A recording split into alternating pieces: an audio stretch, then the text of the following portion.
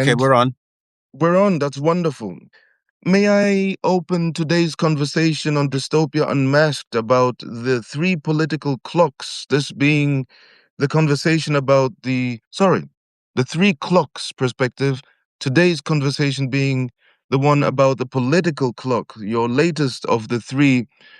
In total, it was four built-ins, and this was the one about the political clock. May I introduce this conversation today with Joseph Kent's letter of resignation. He is the National Counterterrorism Director, or he was until he resigned yesterday, just under 24 hours ago. On the social media platforms, he resigned, which is a very, very stark um, deviation from decorum and professional conduct. But we spoke of that off air, and I think you have some points about why people of high standard would begin behaving like this. I have the letter in front of me. May I just introduce this conversation with that? Please, yeah. So, this is a letter with the header of the National Counterterrorism Center, and it is a letter by the Director of National Intelligence, and his name is Joe, not Clark Kent, but Joe Kent. And in a way, in so doing, he has As in become Job? something of a. No, Joe Kent. Joe. I was slow. I was slow. I was slow. Okay, so the letter begins with President Trump.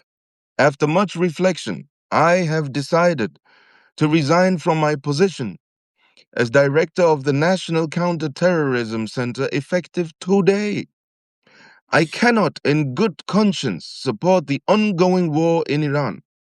Iran posed no imminent threat to our nation, and it is clear that we started this war due to pressure from Israel and its powerful American lobby. Hey, I'm old enough to, this is me now, I'm old enough to remember that this particular sequence of words would cost anyone their job. So he resigned ahead of time. Let me continue. I support the values of the foreign policies that you campaigned on in 2016, 2020, 2024, which you enacted in your first term. Until June of 2025, you understood that the wars in the Middle East were a trap that robbed America of the precious lives of our patriots and depleted the wealth and prosperity of our nation. In our first administration, you understood better than any modern president, I doubt that, how to decisively apply military power without getting us drawn into never ending wars, he writes. You demonstrated this by killing Qassam Soleimani and by defeating ISIS.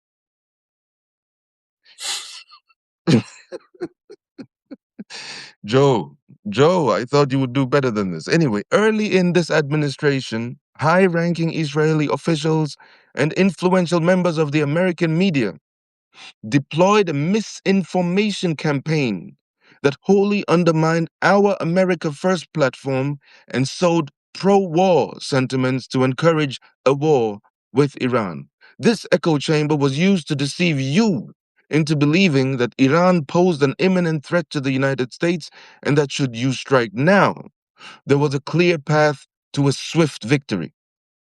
This was a lie and is the same tactic the Israelis used to draw us into the disastrous Iraq war that cost our nation the lives of thousands of our best men and women. We cannot make this mistake again. And as a veteran who deployed to combat 11 times, and as a Gold Star husband who lost my beloved wife Shannon in a war manufactured by Israel. Oh, this is personal.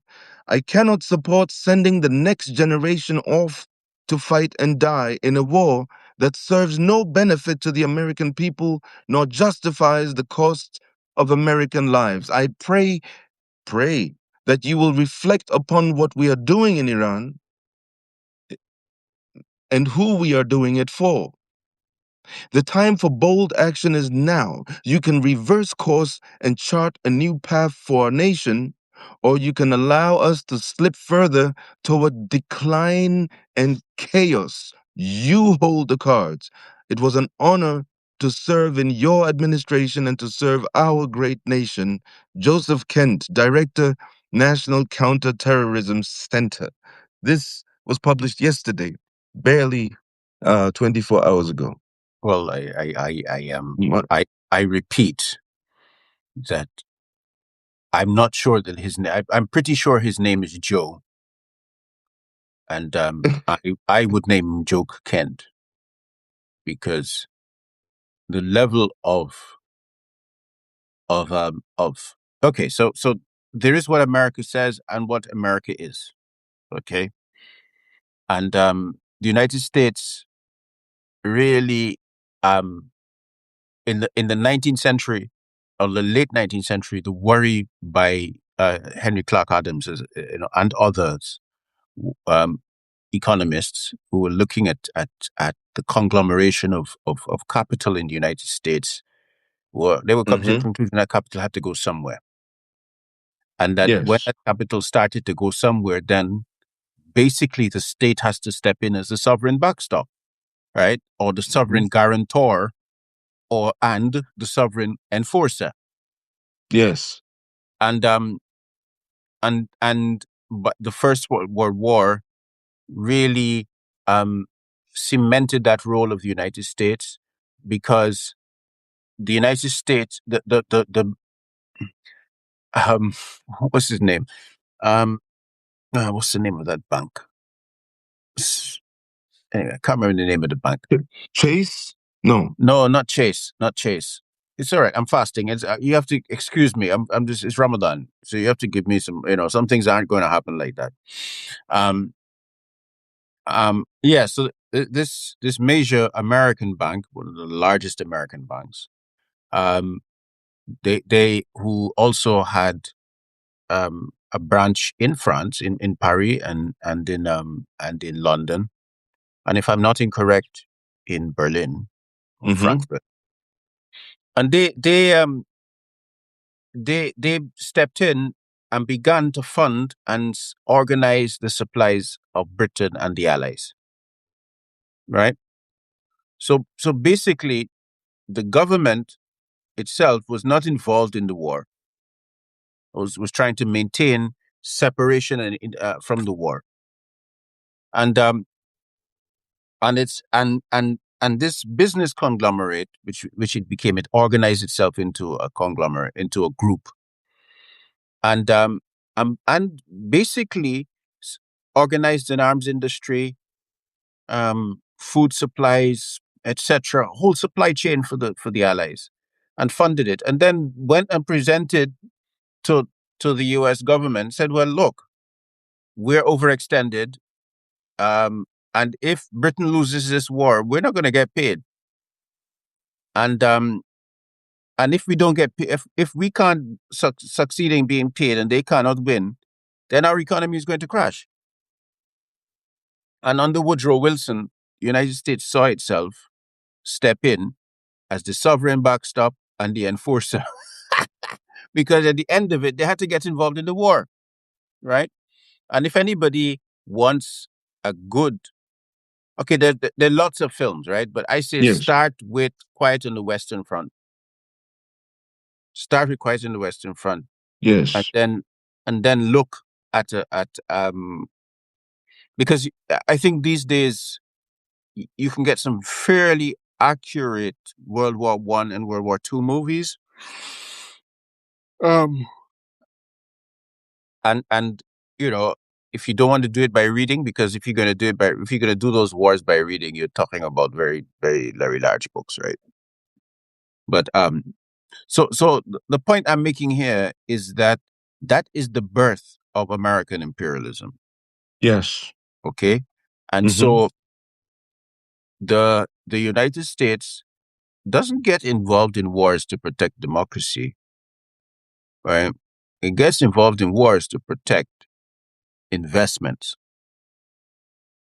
And once the petro economy, once the United States committed to the petro economy and its its empire upon the petroleum economy, the control of the Middle East became mandatory. The stability of the Middle East for American capital became mandatory. Yeah, and and so when they're talking about these problems that they have had going into war for on behalf of Israel, Israel is a very useful excuse, Mm-hmm. right? Because the Israelis don't own those oil companies that are carting off the profits. Yes. Yeah, and yes, and the Israel lobby is quite um influential. But if the Americans wanted to stop it, they would. Lots of people would find themselves in prison. Some people would find themselves assassinated, right? And they would turn off the money. That's actually easy for them to do. The reason why it happens is because it's to their benefit. Okay. The Mm-hmm. problem now Mm-hmm. is, sorry, I'm gone. I've, I think I feel a bit as if I'm ranting. I'm going to stop. No, but I mean, it is the backdrop. This is sort of the political economy of imperial architecture.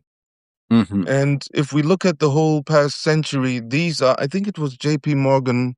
Is that possible? J.P. Bank Morgan. J.P. Yeah. Morgan. So, when we look at the political economy of Hmm. politics unfolding, as we did last week, for example, we realize that it is sort of a seismographic, you get seismographic advanced insight on what politics are going to Exactly. enact. Exactly. Exactly. Yeah. And that is and Yeah. remains interesting, and I think very important for people who are looking at what's going on in the world, trying to understand what is going on in the world. In your three clocks, the political fragmentation of the Gulf Iran war, you make it quite clear with the three clocks framework, where one clock was looking at the temporality of militarism, another clock looking at the temporality of economics, and this one for this week looking at the temporality of politics. You made sure to zoom in on the plethora of political challenges, of political contradictions, of political confrontations that Iran is facing and that the US have thrown themselves into in attacking Iran. Suddenly, everyone has heard the word Hormuz. Everyone is focusing, on the Detroit of Hormuz and on the dynamics of confrontation unfolding around that geostrategic choke point. I have a question for you, Alex. I feel that one of the biggest mistakes that I used to make 20 years ago, for perhaps 15 years, I made that mistake. It was to believe that if I, just a small person, tiny individual person from in the African diaspora, if I can see these political and strategic blunders happening from afar, even sort of understanding what will happen before it happens, I had the tendency to think that people making the decisions were stupid. I think I've learned better. I now understand that sometimes this is exactly what they want. Could this be exactly what some factions pulling Trump's strings want to happen? Or are these people truly, genuinely stupid?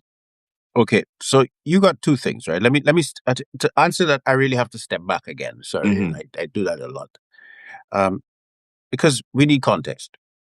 Mm. The the um the the United States by the Second World War became the sovereign backstop of all international business that aligned with it. In return for that, um, people buy T bills, right? They buy treasury bills. and they invest in the American economy. Mm-hmm. Okay? So they invest, and America protects the markets and the global circulation that protects that investment. Yes. Now, Hence all the money invested in Dubai and places of that nature. yeah, all the money. So that money sometimes will then come back out, often as no, well, they actually don't base themselves in the United States. This is the interesting one. Right? They don't pay taxes, right? So they base themselves in places like Bahamas and so on, right? But they also invest a lot into stadiums and large projects inside the Inside USA. the United States, yes. So what happens is that the United States is the official policeman of the world, but it's the official policeman of world capital. Okay. And in order to do that, it guarantees the circulation of petroleum. Okay. And it not only guarantees the circulation of petroleum, the petrodollar underpins the circulatory system. What we're facing is a challenge to the the supremacy of the petrodollar, and in part because the United States decided to sanction too often, too vigorously, and so people go, wait, we're not only we're on. This is not a circulatory system. This is circulatory capture, right? So people started hedging their bets, right? Because one of the problems that people have had, or one of the problems that capital has, is who else is going to do that job? It's an expensive job, and the capital that you buy, that you perform these services to, doesn't tends not to pay you taxes, right? So it's by the circulation in the market and the T-bills, etc., coming back. So basically, America spends, and that and you put your money there. But when you put your money there, that money returns it is a debt. Mm-hmm. Okay, Yes. so the American national debt is an indice of circulation. It's not a house. Okay, the larger the debt is telling you, the bigger the circulation. Okay, so it's not a house. You're not dealing with a household. If that U.S. national debt contracts, then know that the volume of currency in the international system contracts. It's not contracting. It's not getting smaller. Okay. So this other group of people who saying, well, it's trillions. Well, that's the price of the United States performing the service of the sovereign backstop and enforcer. And one of the largest bills on that table is its military bill. Absolutely. Whoever does that job, that is what they're going to get, right? In the kind of world that we have. So what it Yes. did is that it forced nations to go the route of the multipolar order, Mm-hmm. rather than being under the umbrella. The Russians didn't want to do that, right? And the Chinese also, nobody wants that job, right? No, anybody who understands how these things work, nobody wants that job. Okay. um, yeah. But I'd like to throw in a word there: infrastructure, protection of infrastructure, which seem to supersede the protection of the humans on the terrains that are being excavated and Well, you notice I didn't mention human beings at all. Okay, I mentioned capital. Yes. Right? If If you still think that this is about human life, then stop smoking a spliff and maybe go use some cocaine or something, because it's not gonna make a difference, right? I know this is not necessarily Right. something you center, Yeah. but I would like us to just dive in briefly into what is your explanation for that, for this phenomenon that we're seeing now, where cruelty dominates and the value of human life has diminished to a point of it But becoming I don't know how you say it diminished. I don't get it. I honestly do not know how you guys read history. Because when I look at that history, I see that life is cheaper than money and has always been so. Okay? So as a result, I don't talk about it that much because that's how I assume it is. Right?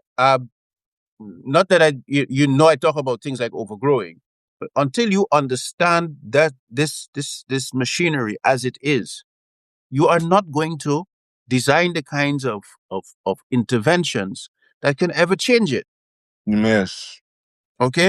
The fruit, you're perfectly right. The fruits of a machine, the purpose of a machine is seen in its results. The purpose Yes. of a machine is seen in its results.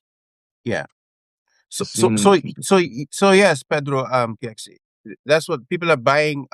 They are it global capital is purchasing um security guarantee when they are buying T-bills. Okay? And the United States Senate and Congress is uniquely set up to be a forum for interest groups, for lobbying and interest groups to access, right? It's uniquely Mhm. set up. So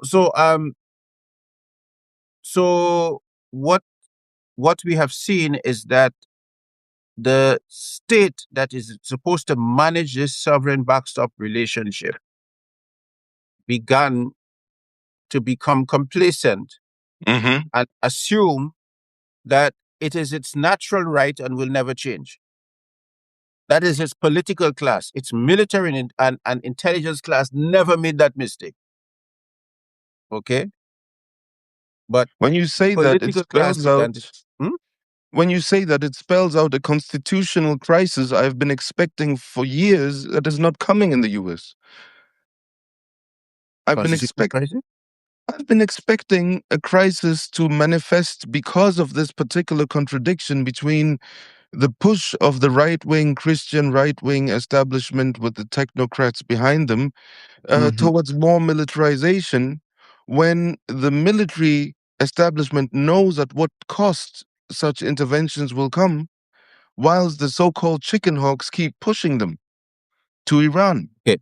But let me be clear. Hmm. The For the American empire to work, Yes.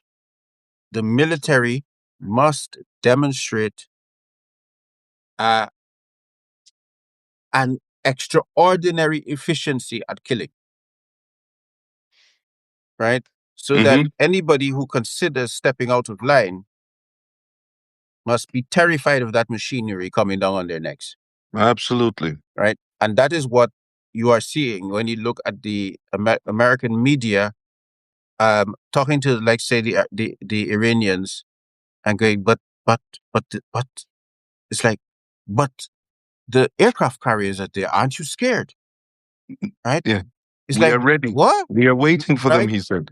Yeah. So in that sense, Gaza is is the performance of what the hell happens when you step out of line. And you wrote about this. You wrote about this several times, that Gaza has to be seen as a warning for those who deviate from the Thanocratic order's expectations. Yeah. Yes.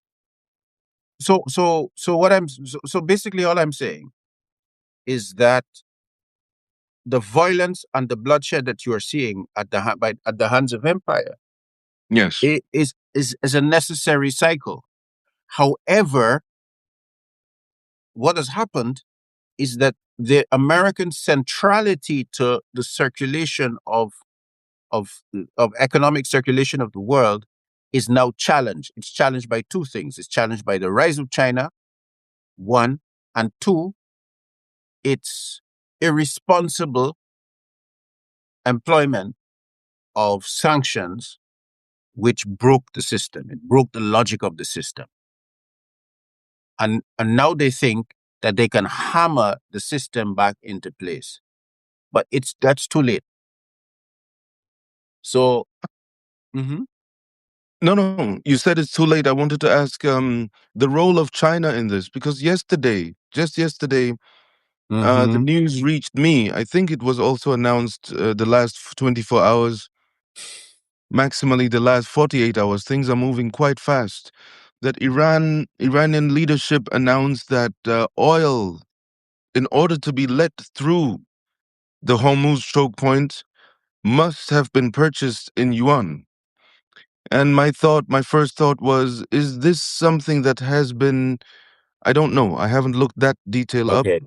negotiated and agreed on with China, or is this a gift that China is yet to uh, The, accept? the And the problem is for the United States. This is one of the reasons why the United States is there.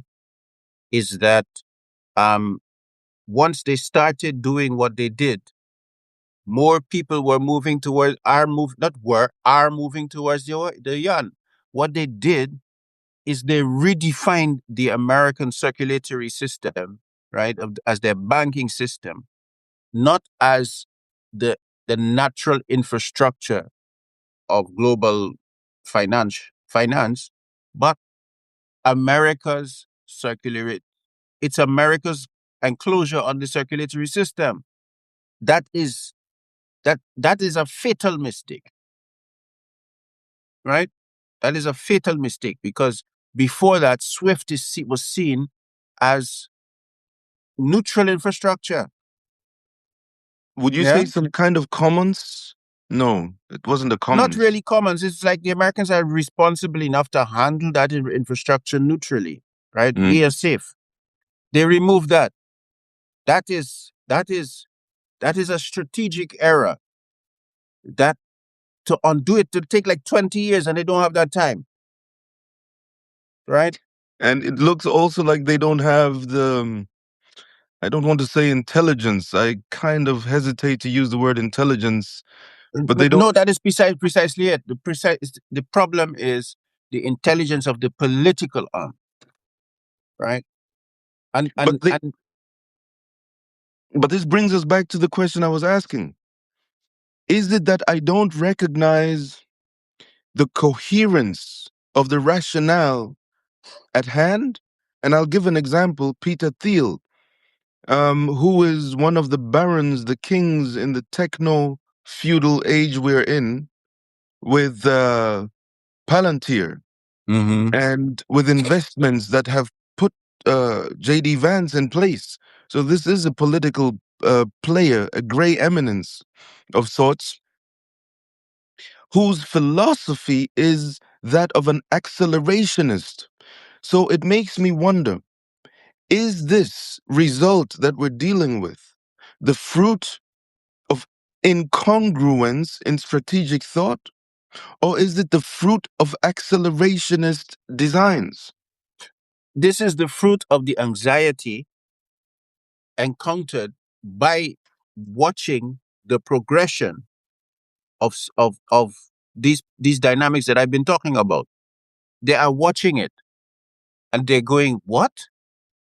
Right? This is the first time since the beginning of the okay. This is the first time since the 17 and 1800s that the that what became white European, and I can use white European because the creation of white really happens in the 1600s, right? Hmm.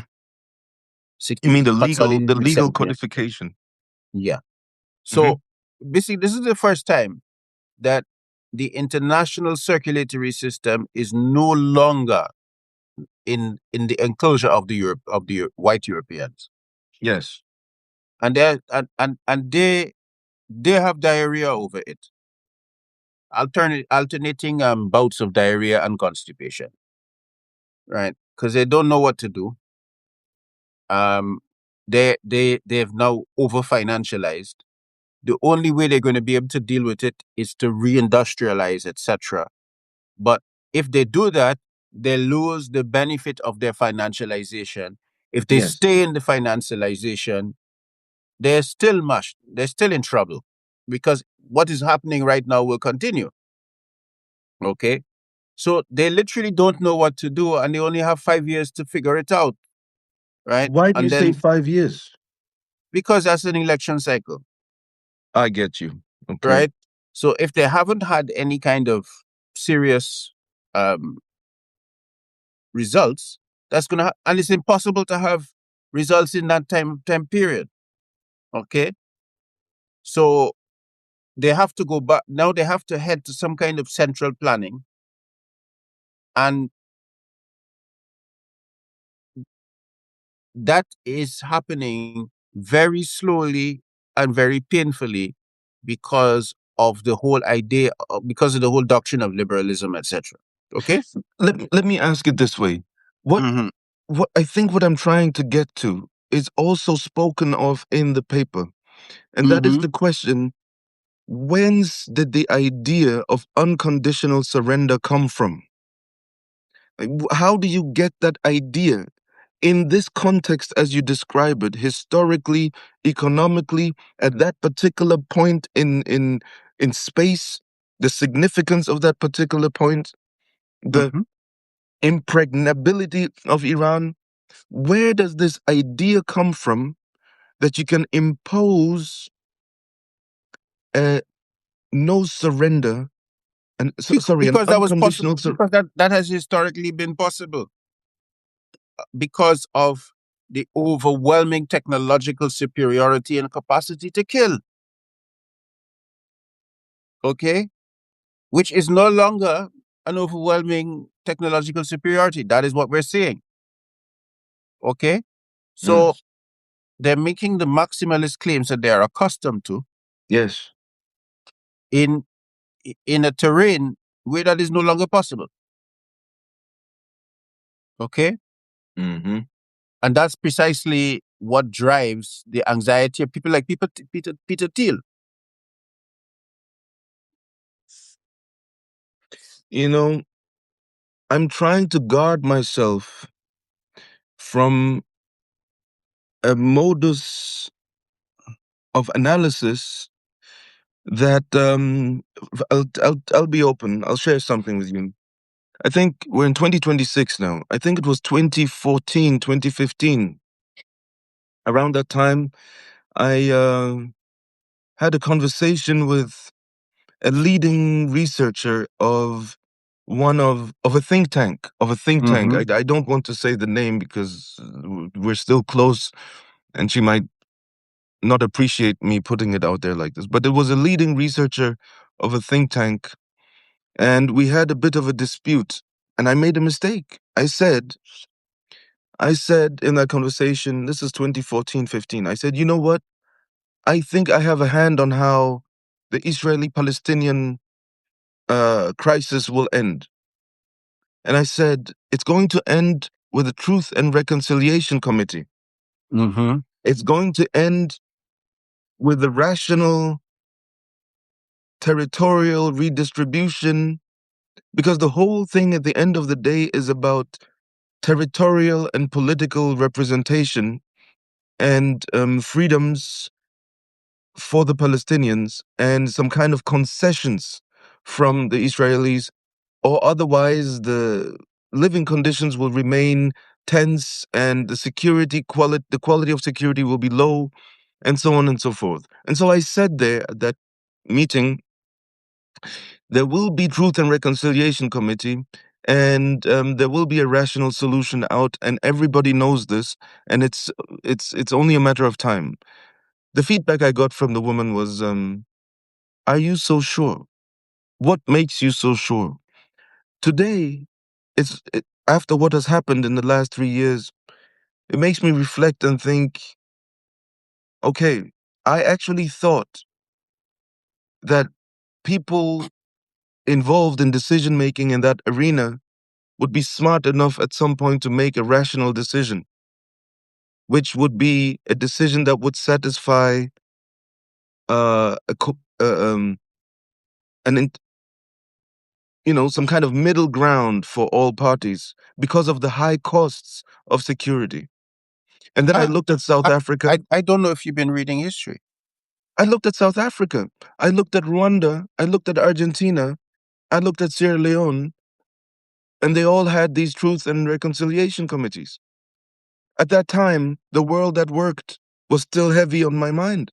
The United Nations had, in my mind, a role to play in what was to come. Okay. Mm-hmm. And so the whole thing has collapsed because of the genocide. Obvious. No, but it hasn't collapsed. It was never there, is what you'll say. I'm saying that Sierra Leone and all of these places that you're mentioning aren't at the center of 20% of the world's oil. That's it. That's Right? it. Yes. You could afford to do that there. Positionality. Right? In Yes. these Relevance. places, they must never get the idea that they could run things. Never. Geostrategy. Right? Never. And the moment that it starts to happen, it must be severely punished. And that's why you've got that the state what does the dirty work of the of Europeans for us, Maersk. Yes. Right? And I said what does it because it's like he's like a gangster. Ex-black, but you have to understand that this is the system. Because if you look at what happened in Congo, which is like that towards the like it plays the same kind of role as the Strait of Hormuz and the middle of the world, right? Because the center of the world is the Arabian Peninsula. Okay. Yes. You see very similar patterns, right? Rwanda can have a Truth and Reconciliation Committee. Congo is not getting any of that. So in the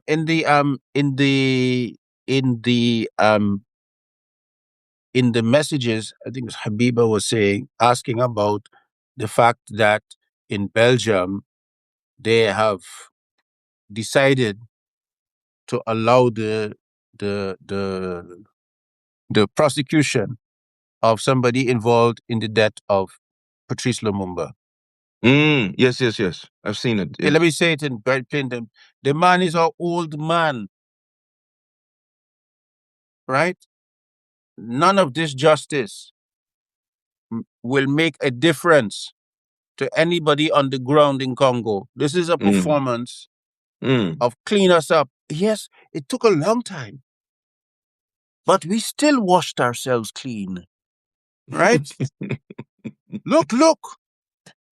This and then it's all on him, right? Yes. Look. This evil man, he is now being he's now in court, and he will be punished to fully law. So what about the people who are profiting from that? Punish them and take the money and give it back to the Congolese. Right? Make them pay compensation to the Congolese. That will only happen, that for the Congolese can only happen if the Chinese are so involved and so military strength, that a war does not make sense. And then they're competing for who can bribe the Congolese enough. That's the only way they get in a penny. Okay? And if they get it, it's going to be taken back. That's how this system works, because they have been accustomed to that state of affairs for too long, Yes. right? So that what looks like what looks like symmetry or justice looks like, smells, it feels like injustice to them, because they say, well, wait, I was making five times that. Why? What's he talking? What nonsense is this? Right? That's the logic. So when you're talking about truth and reconciliation and all that, that is not the logic. Logic called money, right? That's why I took. Sorry, I'm gonna stop. That's why I took the time to talk about the the whiteness as the bribe, and that the experience of slavery set the Hmm. standard for how you remunerate workers, right? And that you can't get out. That symptom is not coming out the system, Hmm. right? So that's seen as the ideal. The ideal are workers who get as little as possible, right? And Okay. for I, you get it? I I understand and I accept because these are the facts on the ground. But let us go a little bit into some specificity. The political climate, the political atmosphere is now in the Gulf Cooperation Council countries one of fear, one of divestment, one of fear, and migrants uh, exiling the territory. So the rich are leaving the place. The airports have been clogged, and flights out have been difficult. The governments, I understand, in these countries are trying to sort of deny departures, and there are now convoys through the desert aiming for Turkey, which is frustrating for these people used to comfort and luxury. And I've picked up a couple of articles about that here and there. So this is the reality of the ground. Qatar and Okay. places. Pardon me. No, So okay. So let me just run this past you very quickly, right? yes. If you are going to take a group of people on a land convoy from the Gulf Qatar, to Kuwait, Turkey, your Emirates. safest routes are through the most blistering and grueling deserts That's what it of is. of Saudi Arabia, maybe through Kuwait, right? Maybe through Kuwait, then up through Iraq or Jordan, and then you inevitably you have to cross Syria. You have to cross Syria. You have no choice, right? And why is this instructive? Because it tells us the dynamics of the region, Mm-hmm. right? Mm-hmm. So when you cross Syria, then you will get into Turkey. There is literally no other way. But this is how some of these wealthy, regular folks, but wealthy folks, and entrepreneurs, investors who just can't get out of that war zone are now trying to sort of. Yes, but they will get fleeced because if they know that they're passing through there, right, then there are gangs that are going to pick on them So because, what? yeah, So what happens to that region? Because these people were there because of the promises, because okay, of the promises of stability, security, safety, growth, okay. So let me and. give you some history about this region. Okay, Mm-hmm. Mm-hmm. the first group of them, so in Kuwait and and Bahrain, and then like Qatar and so on. You're talking about people who are descended from some people called the Bani Utba. Come again? Bani Utba. These were Bedouins who they in about the 1700s there was really a drought and famine on inland Arabia, and so there's this migration. Mm-hmm. So the Bani Utba are the descendants of Utba who had a particular skill at ruling, Mm. and so they settled in Kuwait. Mm-hmm. And what what they did is they offer a container for trade. At that time, it was trade and piracy. They offer containers safe for safe. Once you're there, you're safe for trade, and if you're a pirate, Mm-hmm. you might not be safe on the water, but you're safe once you get home. Mm-hmm. Okay, and then they Mm-hmm. negotiate the kinds of port deals throughout the Indian Ocean region and so on. Mm. Okay, um, Mm. and they were particularly good at it. So because of that, because they do it, they can't tax too heavily. So they Mm-hmm. never really were any good at maintaining like a standing army. Yes. Because the moment you have to maintain a standing army, you have to tax it. So what they did instead was they would take outside protection. Mm-hmm. At the time that they arrived, the Portuguese were dominant in the region. The Portuguese had built a fort at Hormuz. Okay, and so they kind of were between the Portuguese, the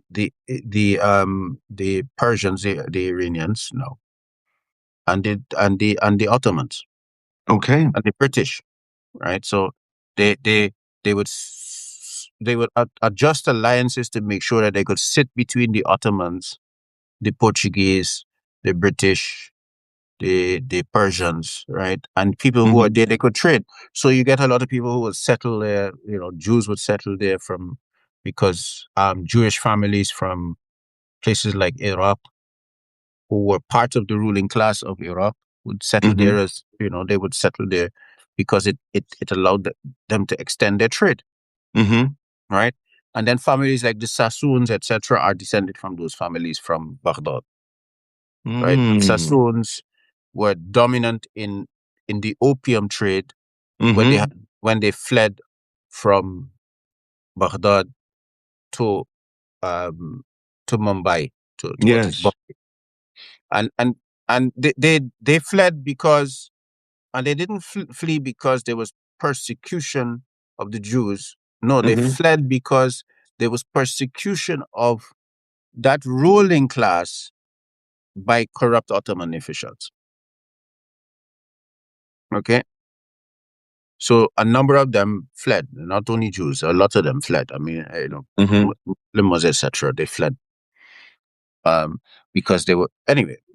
So we're coming back to the Bani Otuba. So the Bani Otuba, this is how they run their things. So then that the families that were dominant, there were about three families that were dominant in Kuwait, and they kind of fell out, or they wanted to look for new grounds, and so they moved on, and that has been repeated throughout the region. So they have this technique of ruling. So this that you're seeing here is not new for them, right? It was just because what was happening when they were okay. So before they would be caught in these power struggles between empires, Mm-hmm. right? They cut a deal that one of the most stable periods was the period with the British. You call this in your paper, the political clock, the one that is tabled today for this conversation. You call it the formal alignment between the Gulf states and the United States today, but you're looking historically that they also had formal alignment with the previous colonial Yes, systems, yes, dominant empires in the region. yes, Mm-hmm. yes. And Mm-hmm. so what I'm saying is that their most stable period was with the British. Okay, Mm-hmm. because as the Ottomans receded in strength, as the Persians receded in strength, they went for the next one. Then they moved to the Americans. Now, if the Americans cannot provide that security, Yes, this is it. The people right? are fleeing. People are contemplating fleeing through the desert you described as harrowing. So just give me a second. Mm-hmm. Once the deal that they look for is Mm-hmm. that you can provide them protection and stability. If you can't do that, they move on, Mm. Mm-hmm. right? That is Mm-hmm. that is how they work, because that's the deal they offer to those people, right? That because the methodology of the Bani Utbah is basically that you that they will negotiate, they will consult, and they will make sure they look after the people. We're talking about the Gulf Cooperation Council countries here. We're talking about, yes, that's why I was very clear. I said Kuwait, Mm-hmm. right? Some other families have Mm-hmm. joined. Mm-hmm. Oman is not from that. Okay. Okay, Oman is Mm-hmm. not from that. But the point, because one of the stories that people tell is that the British created these states. That's not actually true. Mm-hmm. Mm-hmm. Mm-hmm. Okay, and part of that is because of the racism, which does not want to give agency to them. I'm saying that their skill, Saudi Arabia is not from that. The Saudi Arabians are not from the Bani Utbah. Okay, and their rise is very different, and their habits are different. Mm-hmm. Their political habits are different. Mm-hmm. Okay, this is why you see them constantly knocking heads. Yes. Okay, and the Omanis are the kind of third major sect of Islam, Mm-hmm. right? That scarcely gets mentioned. Mm. Okay, sorry, I'm fasting and now I can't remember the name. No, but it's I'm absolute. Okay, This yeah. is. So that you have. Let me try and Oh God, they pay with their hands down also. What's their name? Oman. Just check for me, man. Oman. I can't. I'm fasting. I Let me can't. let me type it in. What should I type After in? um, Oman major sects. Yeah, Let Oman me let me sectarians. see. Ibadism. Ibadism. Yes, Ibadis. I have to tell you that you're right. Last time I heard this word is maybe 25 years ago.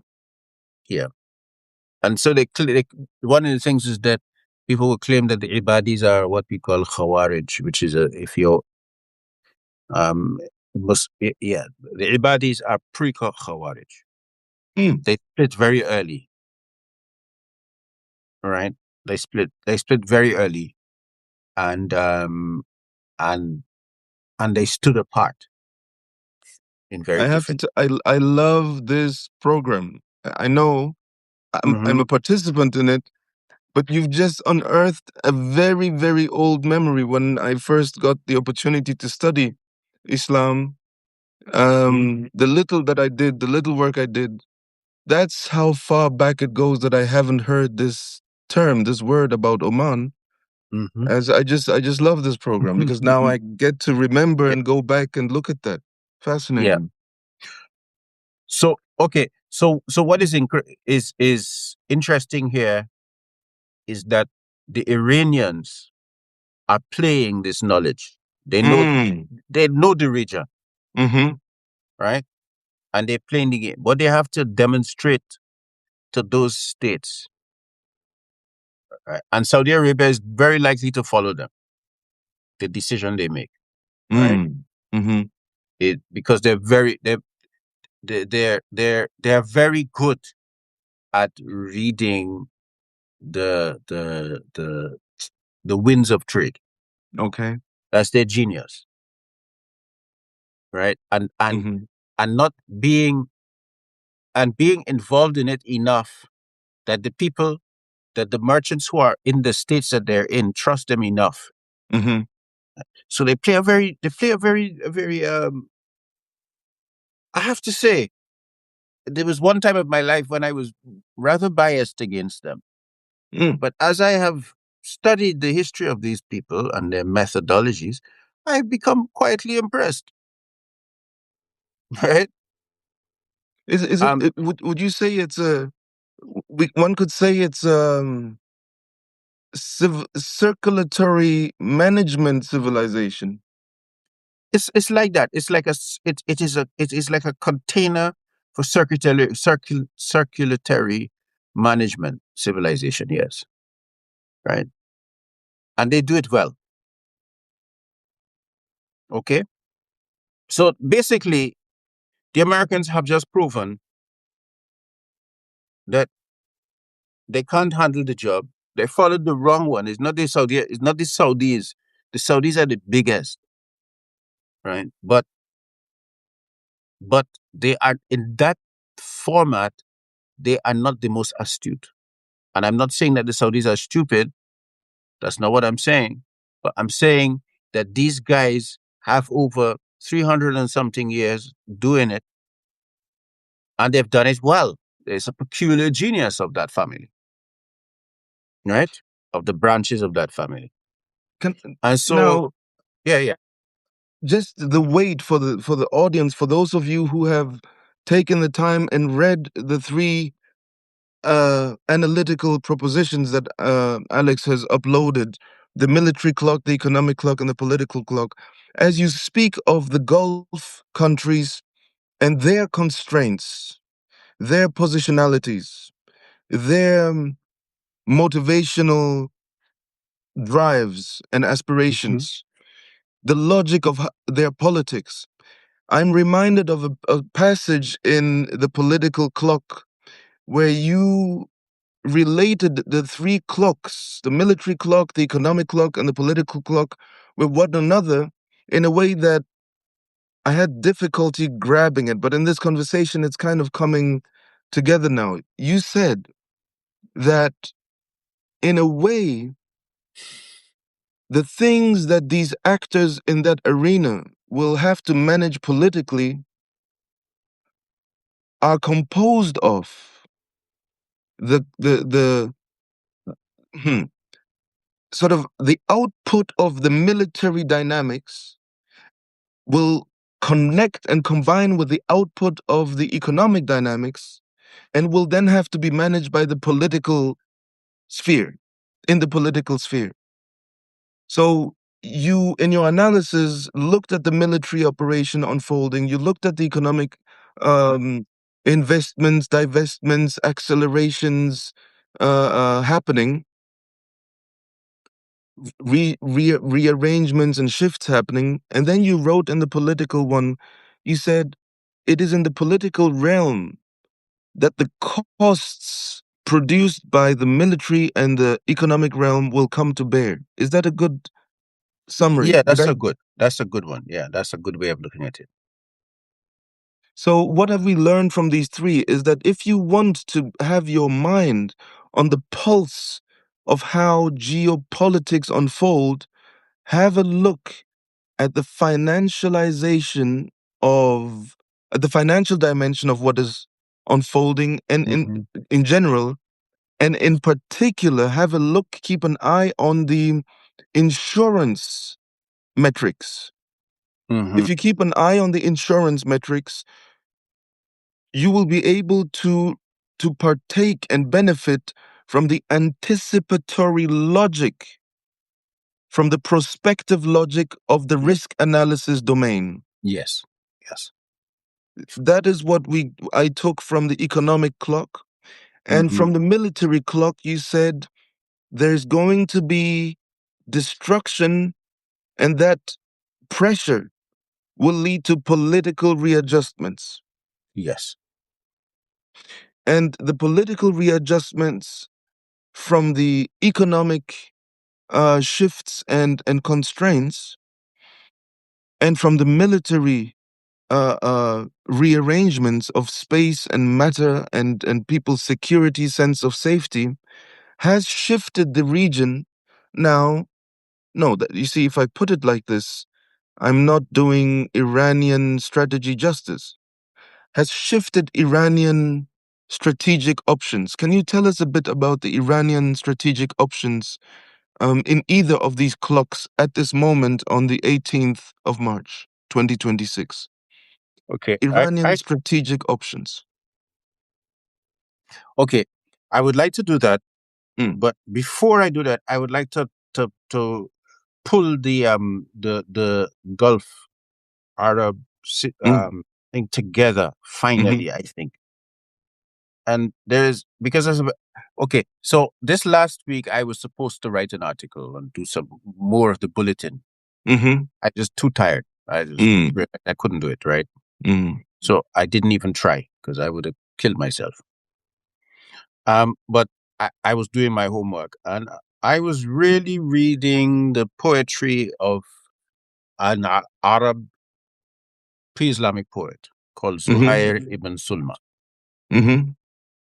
and they call him the Hakim, like because he gives a wisdom of rule and the and of resolution of differences. Mm-hmm. And so the part I wanted to he says وَمَا حَرْبُ مَا عَلِمْتُمْ وَوَثَقْتُمْ فما هو عنها بالحديث المرج. So he says, what is war? But what you know and have tasted, and it is not it is not from the kind of mumblings of some ignorant person, right? Mm-hmm. Um, I'm doing a. It's not just steals. It's not right. And then he finishes it. He says with the purpose of war. He says, وَمَنْ لَمْ يَذُذْ عَنْ حَوْضِهِ بِسِلَاحِهِ. And like, and whoever doesn't defend their watering hole, their watering place, like their oasis, Mm-hmm.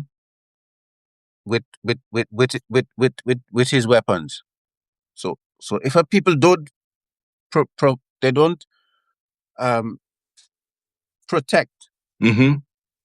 their place that they settle in, because it's the desert Arabs, so it where you can settle is based on water, and where you can travel is based on water, Absolutely. right? So he says, "يحد يهد يهد وما لا يظلم الناس." There's a sense of knowing your priorities. Yeah, and he says, and the other thing he says is that basically not only that, but that your violence and your oppression has to be turned out to Mm. protect what is inside. Yes. Okay. Yes. Um. Um. And that is basically what this this is. It's about the priority, the knowing that if you do not protect the needs and the security of those people who are with you, Mm-hmm. okay, then somebody is going to be assaulting you. And in order to not be assaulted, you align yourself with somebody who is stronger, so they do the work, and you protect their capacity to live and trade. Okay. Yes. Now, because it's the Strait of Hormuz, Mm-hmm. and the discovery of oil is now like we have about 100 years of that. Yes. Okay, that way of thinking became the most dominant in that region, and also as as a trading post of that to the world. And so Mm-hmm. they built financial services, etc., around it. Now,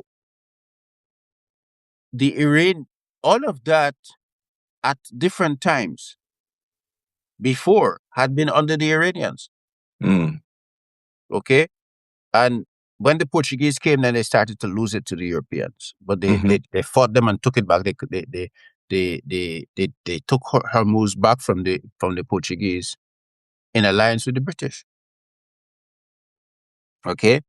Yes. Taking you through to show you how intertwined the whole matter is. Mm-hmm.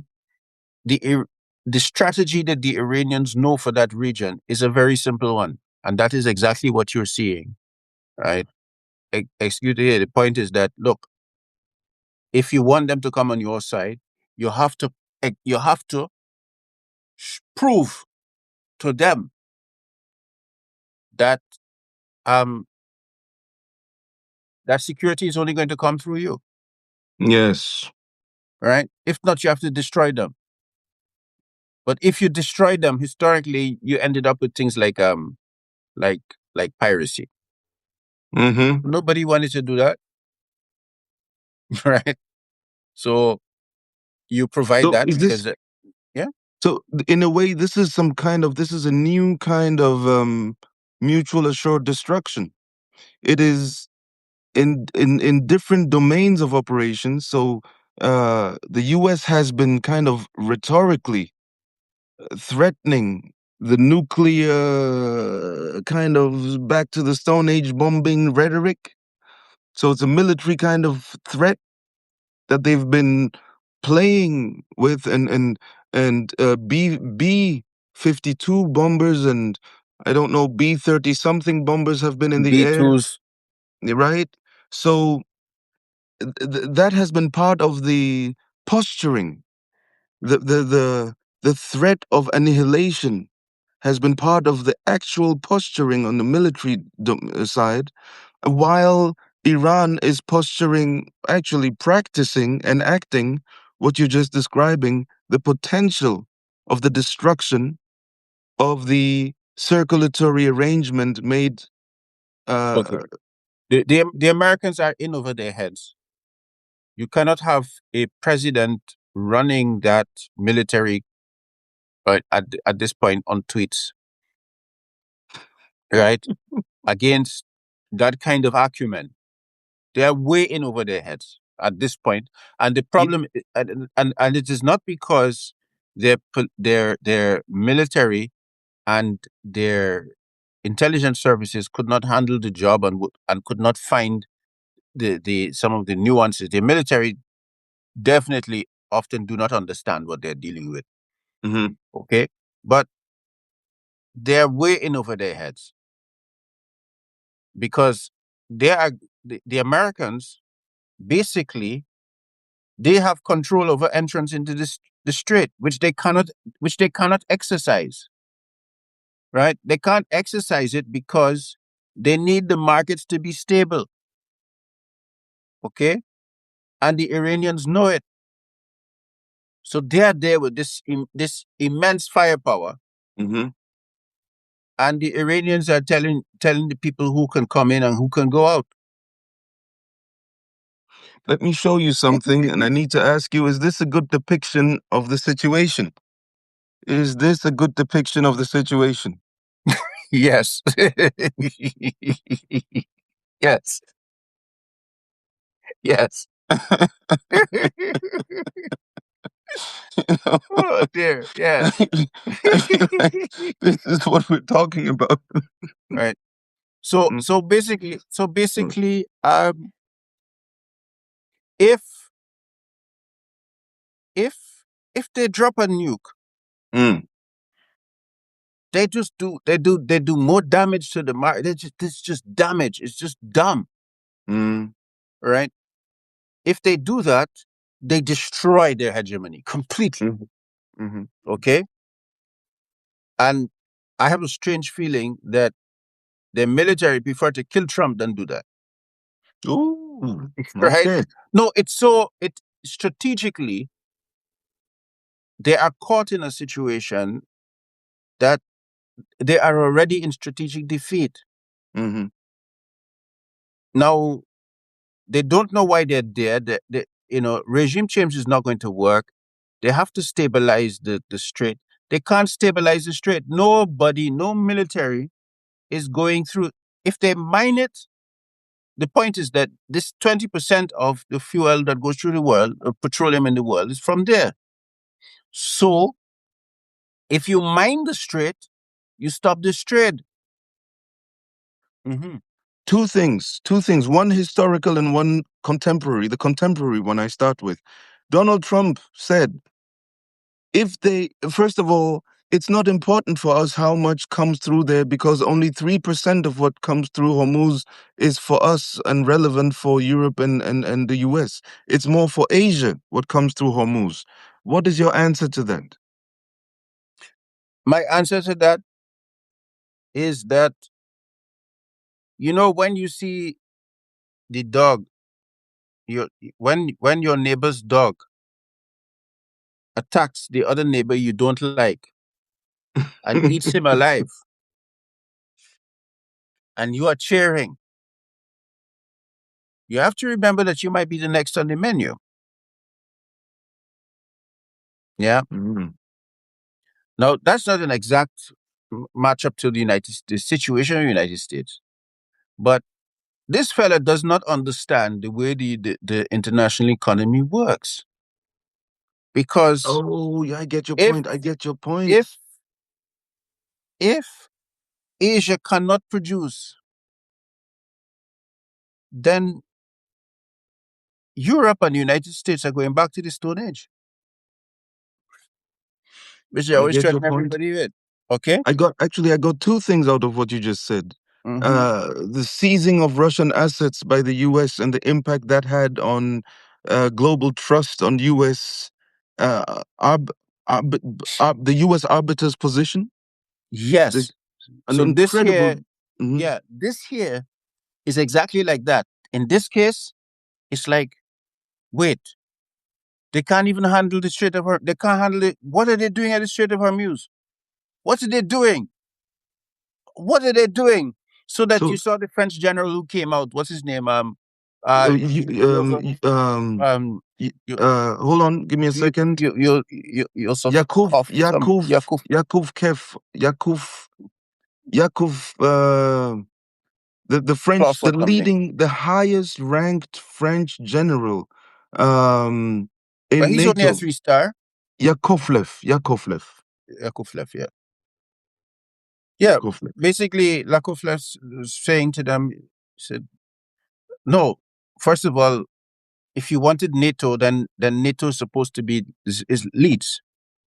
So Trump, first of all, does not understand the architecture of the alliance. That's one. I, I The found that next probably fascinating. identifies. He says, well, and strategically, Hmm. the strategy, the basic strategy and purpose of the war had to be discussed. It's not, Yes. and they don't know. You can't run a war by farting on Twitter. Hmm. Hmm. Hmm. Yeah, I think he said something more or less like that. Yes, he used that word. There are reasons Yeah, why this is a fart in the wind. He yeah, talking about Trump. And yeah. when he said that, what I heard was, we also have a nuclear bomb, you know? Well, the French always do that, right? The French always remind you. Because the French presidency is being humiliated at every opportunity by Trump in the words he uses. Oh, that's France. We don't need France. We can go it alone. I spoke to Macron, and I think it's 80% they're going to be with us. But even if they don't do it, we can go it alone. And this is my second. I said I had a contemporary and a historical point when it came to Trump saying that. This we can do it alone, and it concerns Asia, not us. And your response to that is, the global system is an interdependent system, and you can't just choke off delivery to Asia because, for example, it will affect the provision of what's the word I'm looking for, fertilizers globally. The Mhm. delivery and the delivery availability of fertilizers globally, which And will affect, chips. and chips, right, as Taiwan. microchips in Taiwan. Taiwan is So also included in this. absolutely, so the ramifications, the sectoral ramifications of this choke point being choked, um are quite catastrophic, including for themselves, for the chips, as you mentioned. And Yeah. also, I picked up for pharmaceuticals. Hmm. Pharmaceuticals are also going to have a very problematic next 3 to 4 months because of the few days that we've, Yeah. 2 3 weeks now that Well, we've had well, here. West Africa could do with a little less tramadol. Mm. Yes. And Right. so that's the contemporary dimension of Trump claiming this is nothing to worry about. This the second part of his claim was the United States have oil of their own, and if oil prices go up, we'll get very rich. Any view on that statement he made? Well, the reason why the Americans blew up Nord Stream 2 Mm. is so that they could sell more natural gas to the Europeans. Mm-hmm. Then the Europeans discovered that unlike the what do you call them? Unlike the Russians who had subsidized gas from the 1950s, Mm-hmm. the Americans didn't see the need to do anything like that. Exactly. The Americans wanted full price. What are you talking about? Mm-hmm. Um, then the a lot of what remains of the gas that comes through what Yusuf Ahmad is asking okay, oh, I'll have a look just now. an Yeah, urgent question. Mhm. what I'm asking there, man. What I'm saying. Oh God, I lost me. Oh, you were saying that the U.S. Offered the gas at market value, if not even overpriced. Yeah. Now, not only that, but the Russians were piping this gas to Europe. Yes. For the Americans, you have to have port facilities, decompression facilities to take it. It's a whole new infrastructure that takes a Yes. while to build. Absolutely. Europe is still building the infrastructure for that. They're getting gas through Turkey. The Turks have augmented it through by piping gas from Iran, from Iraq, Mm-hmm. and trying to arrange to pipe gas from places like Iran, etc. Right? Now, all of this means that Europe ends up more gas insecure. And so what is happening is that the Americans are destroying their reliability as the sovereign backstop and the guarantor of stability within the international system. We Right? can go it alone, is what he They said. just yes, they've just that's my point. That's why when I say that this is a strategic defeat from last week, once he said things like that, there's an aspect of it that is finished. You're not going to see the Europeans sitting down like little doggies, you know, at the feet of Trump. And this is going to start to change. Question regarding this specific thing. And again, to our audience, please go into the archive of Dystopia Unmasked and find the hidden architecture of politics by Alex in there, because this paper, when I was reading it, I felt it was doing so, but now in hindsight, I can definitely confirm it has changed my intellectual life.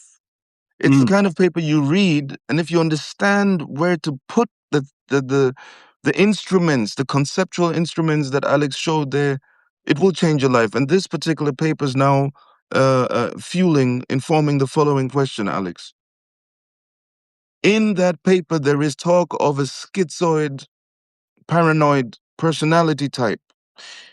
The methodology can be used to describe individuals or institutions in terms of how the strategies they use to cope with the external world and variables coming at them from the world, from the chaos of the world. At this moment in time, when we listen to Trump speak like this, is this Trump the individual projecting his schizoid paranoid personality I into the I world? okay. Go on. Despite regardless disconnected from the system he's put there to represent, or is this an expression in congruence with the political system, the political architecture he's a representative of? The American political architecture is schizoid paranoid. So does he embody, is this embodiment congruent Well, he's of part of that. He's just part of that. He's just a particularly incompetent expression of that. So where would the military people, the military potential for subduing him come from within that system? Well, they have to put him in prison, or he has to disappear. How would the systems how would the systems, the political system he's a part of, and that these military men might who might show up, which I do believe that there's potential for that, um, because you can hear it online. Some of the retired generals have been speaking and have Hmm. been speaking their mind and have been quite American in their way of doing so, which is with death threats behind, and at least thinly veiled threats behind what is available online in terms of military men expressing their discontent with their leader. No, they're looking at somebody undoing the architecture that is the fundamental basis of American hegemonic power. So, what part of the system would that then be? If Trump is a congruent figurehead for the schizoid energy of the political system. I think you're looking at it you need to be a bit more flexible in the way you look at it. Okay. That that the basic temper of the American system is schizoid paranoid, All right. right? Mm, Right.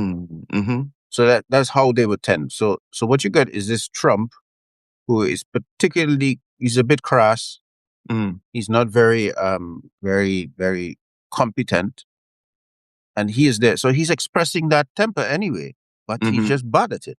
mm, Yeah.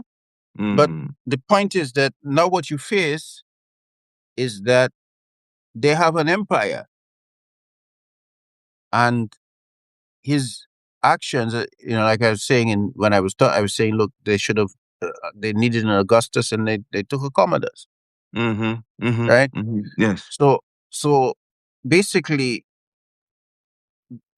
that same schizoid, paranoid energy is going to apply to Trump, right? Mm, mm-hmm, He's going to get it.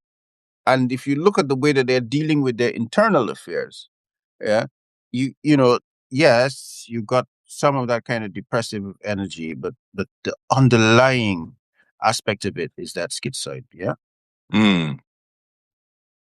yeah, And from the macro political perspective, one more thing, and then I think I'll leave the floor to the others. It is the yeah. question. I think we're running out. We've gone over time. We've gone over time, but it's just this particular thing. So, um, in terms of let me let me find my question. So, what we're seeing is that there are changes coming here. The U.S. has put its weight into the system. What future for Iran? Let me ask it this way. What is the I remember what I wanted to ask. I had a couple of questions. This is the one I'll pick. What is the future of Israel? The reason I put this question here, as far as you can tell from the data we have, the reason I put this question here is the following. Um, 2 years ago, it was already clear that somehow, if there is, let me try and make it short. There is a sentiment, and I think it's justified, that the US is, because of the pressures that the lobby has been putting on the political system, is at the cusp of something akin to Weimar II, which is the population having an indiscriminate acquiescence of scapegoating their zero point 0.2 population of Jewish people. It might happen. Okay. If because of the way, you know, Israel is perceived to be impinging on their civil liberties and to be dragging them, as uh, Joe Kent just wrote, to be. This is, I mean, Joe Kent is expressing a sentiment in Yeah. that society that they're dragging us into war and killing our best. If these sentiments coalesce, it might lead to a post Weimar II type Okay. I majority want to get in. I population. want to come out here. We cannot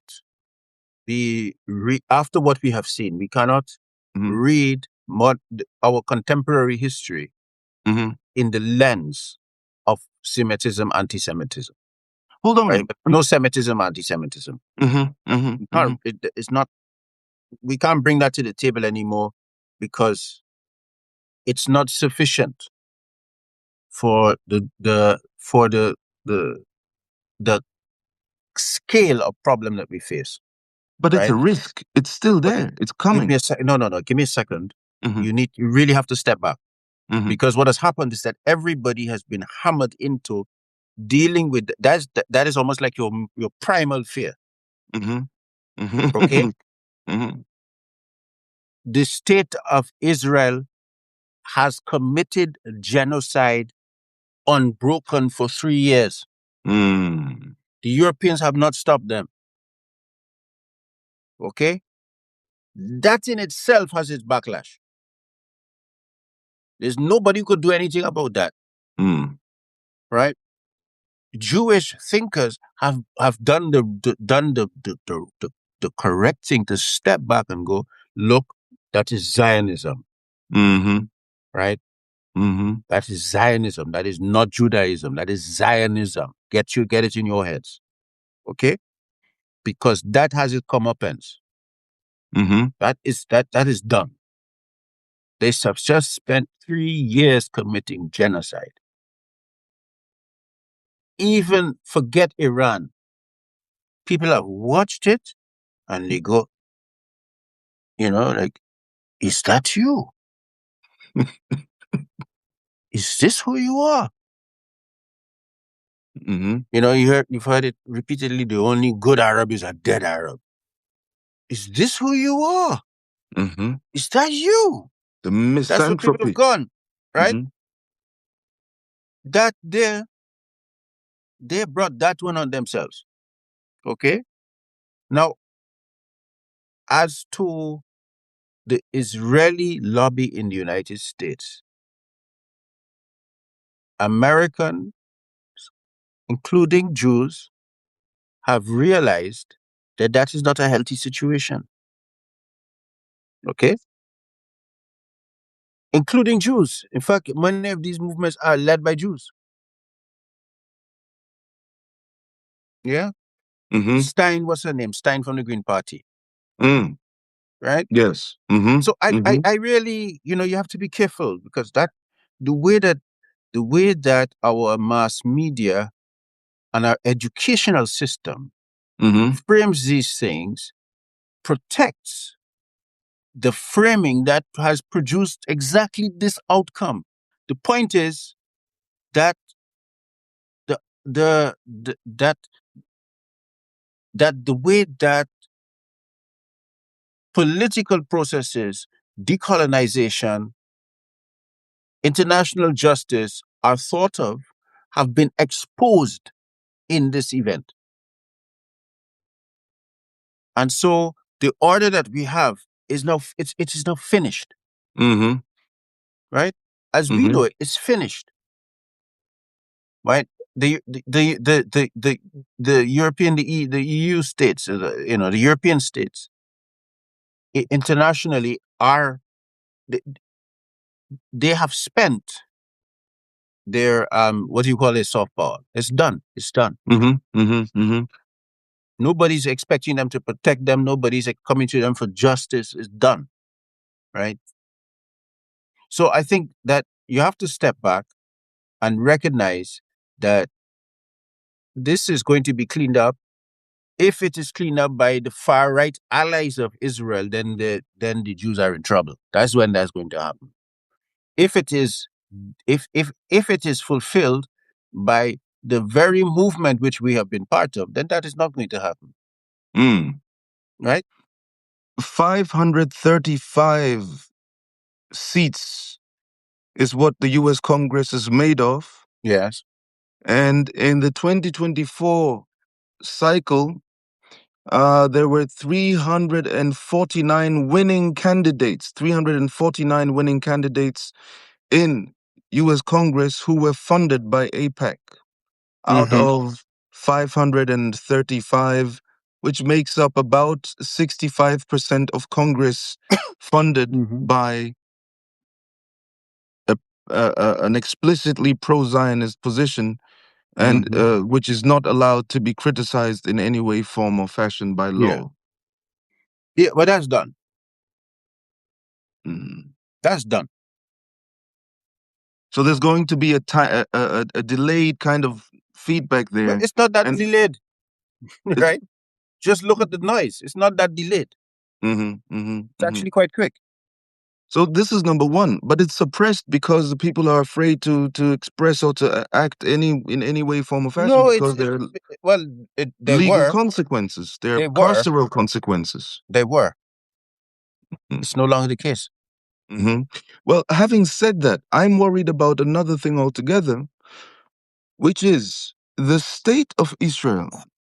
Sort of, it is, if what is visible here in the data, this is not a matter of opinion. The data is saying there's been a shift here in opinion and in solidarity, etc., etc. That will have consequences such as the, what is it, 10 million US dollars per day that are going to that political entity.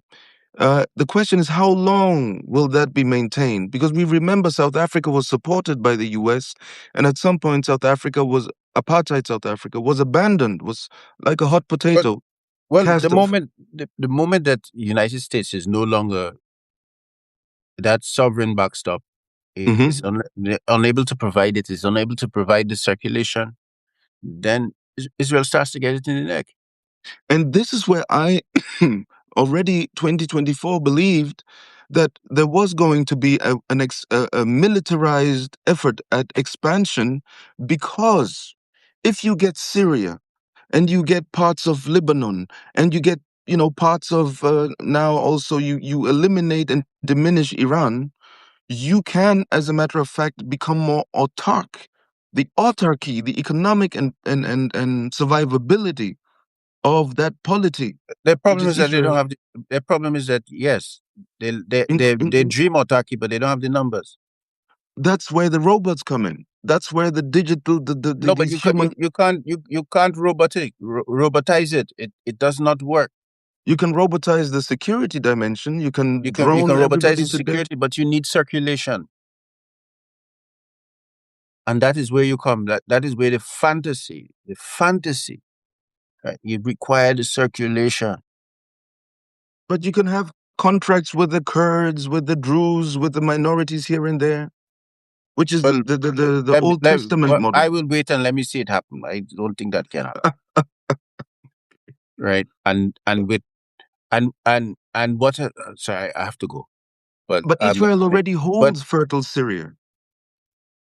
the point here is, just look at the strategic genius of the Israelis that has been Hmm. exposed in the last 2 weeks, Yes. right? They are severely overrated. They are severely overrated. I would say that, but people would look at me as if I'm a bit off.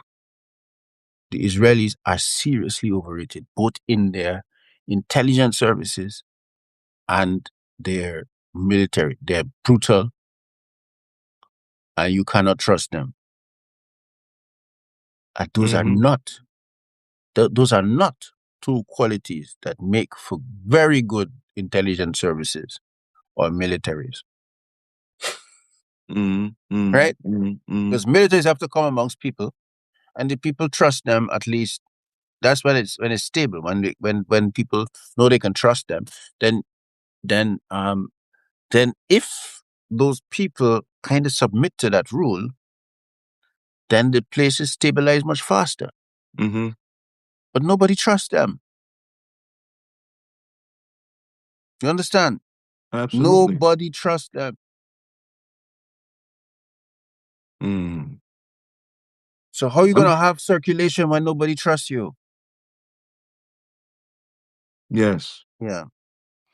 Well, it's a problematic time that we're in, but in a sense, this was definitely, um, sort of, in parts, the political clock has given us much information, much insight in the region, and the future and viability of Israel depends very much on how Iran moves, I feel, whether Iran consolidates its success.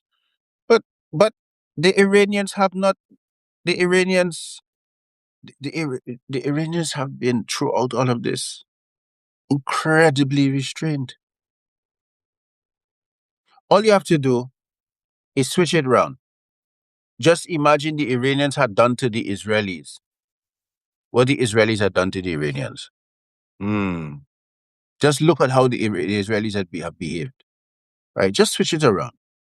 And you will see just how restrained the Iranians have been. Mm-hmm. Right? Which is why when people are going on about how the criticism of the Iranians, I'm looking at the receipts. I'm like, whoa. Like, why you didn't do more than that? Why you being so responsible? Yeah. Mm. Why you not just, yeah. I mean, even now, they're being very restrained. Okay? I I'm very grateful for this conversation about the political options. So and sort of to say thank you for these 3 clock analysis that you gave us. I strongly recommend reading it and looking at the methodology.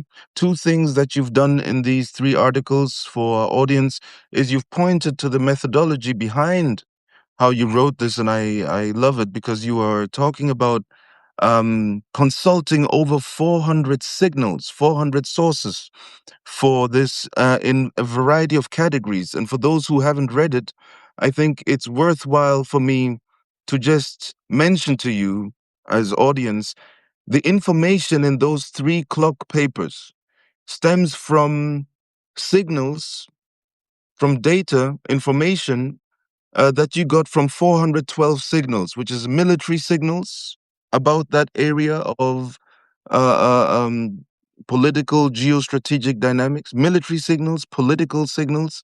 So 154 data points from the military domain, 103 data points from the political domain, 56 from the economic domain, 39 from the social domain, 34 from the humanitarian domain. You also looked at narrative competition, where you had 15 data points you looked into, infrastructure, where you looked at 7 specific data points, and security, where you prioritized 4 of the data points available to you.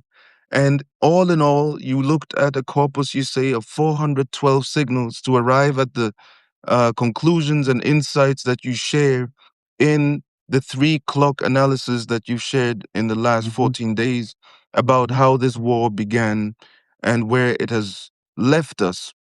And I just want to say that that is something that would give the reader confidence in seeing that's how much work went into producing this.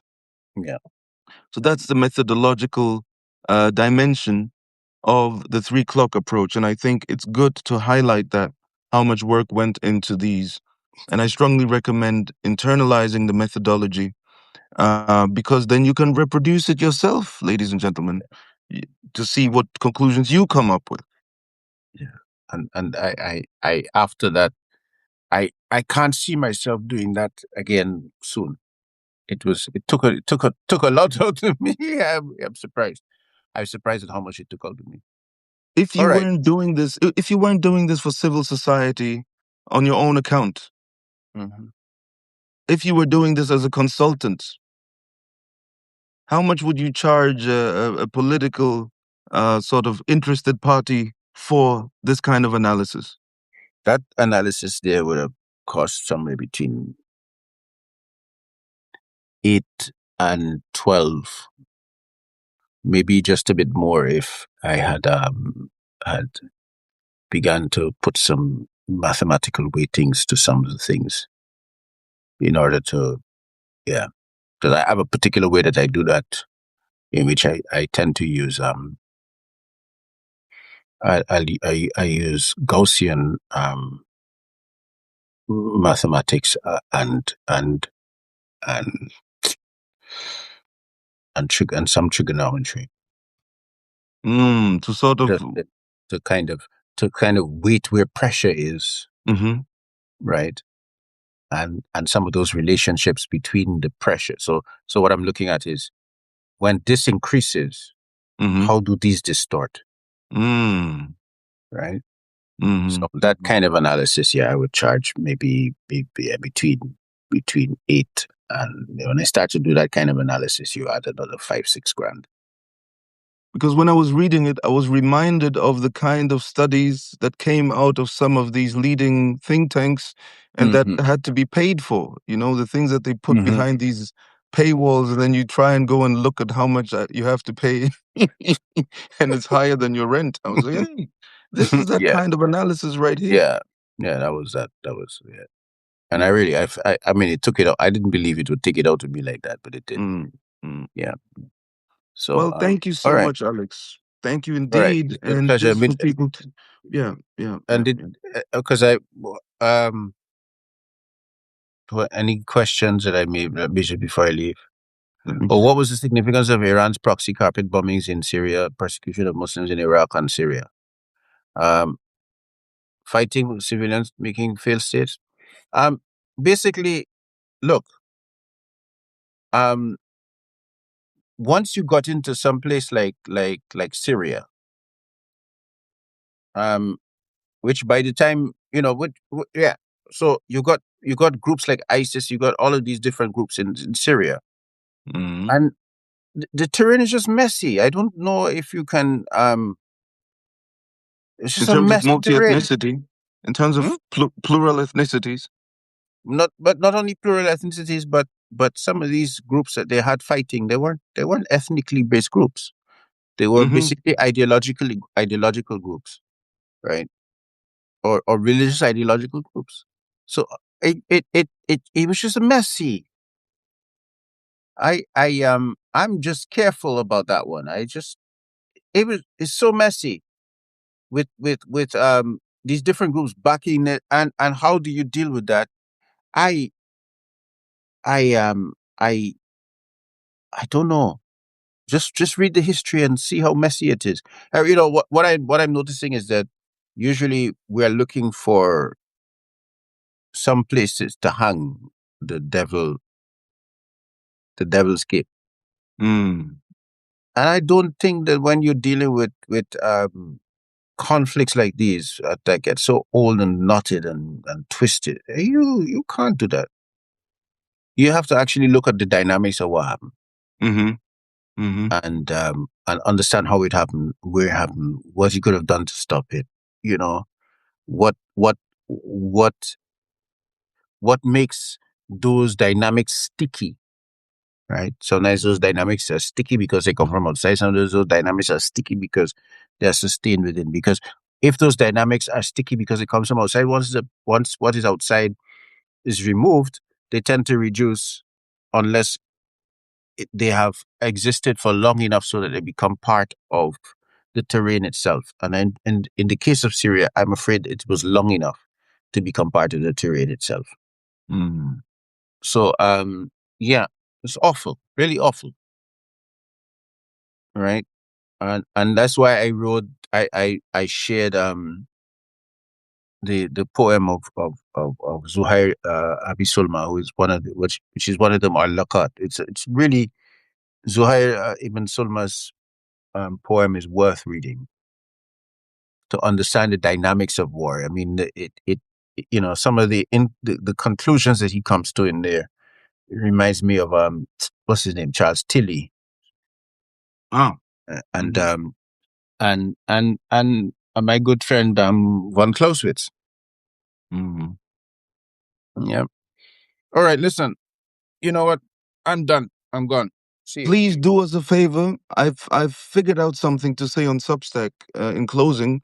Please do us a favor and restack the articles, restack the video. That helps in making others see it.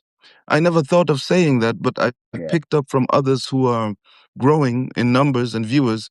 If you could restack the videos, these conversations, the articles, that would help us a lot. Yeah, and some Thank of you the so older much. articles because there's just so much. I mean, I'm presently um putting them in, taking the articles Mm-hmm. and actually building my own kind of corpus from them.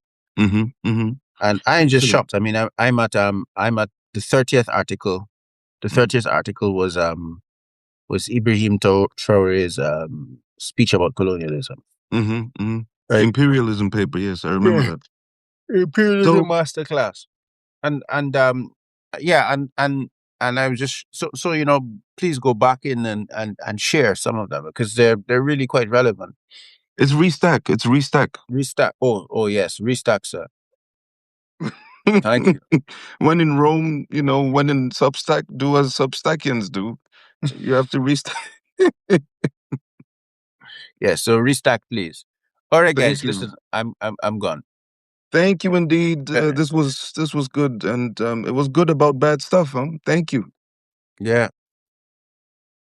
and yeah. So take care and salam and lots of love and a good week and stock up and because we're in for rough times. Thank you Okay. indeed. All right.